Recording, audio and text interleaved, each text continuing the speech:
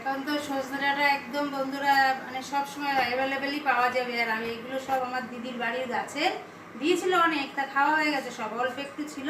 তাই আজকে সজনে ডাঁটা দিয়ে সর্ষে পোস্ত দিয়ে বানাচ্ছি, পুরো রেসিপিটাই শেয়ার করব। আর আমার একটা মইনিস ড্রিম জোন পেজ আছে, সেখানে আবার নতুন করে সব ছাড়া হচ্ছে। মাঝখানে বেশ কিছুদিন বন্ধ ছিল। আপনারা সবাই আপনাদের রিকোয়েস্ট থাকলো পেজে গিয়ে আপনারা ফলো করবেন। কম বেশি প্রতিদিনই কিছু না কিছু রান্না যাবে। চলুন তাহলে ডাঁটা পোস্ত কীভাবে বানাচ্ছি সর্ষে দিয়ে রেসিপিটা দেখে নিন।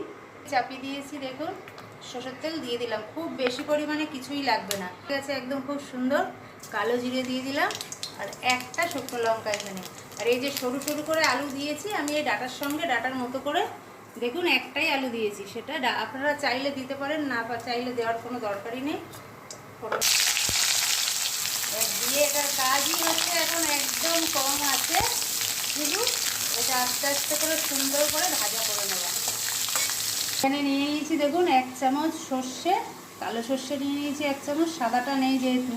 আর এখানে পোস্ত নিয়ে নিয়েছি, এই যে একদম ডাঁটা অল্প, যতটুকু প্রয়োজন আপনারা যে যতটুকু ডাঁটা খাবেন সেই বুঝে। আর এই সর্ষেটা আমি আগে বেটে নিচ্ছি মিহি করে, একটু হলুদ দিয়ে দিয়েছি, কালারটা তাহলে সুন্দর আসবে।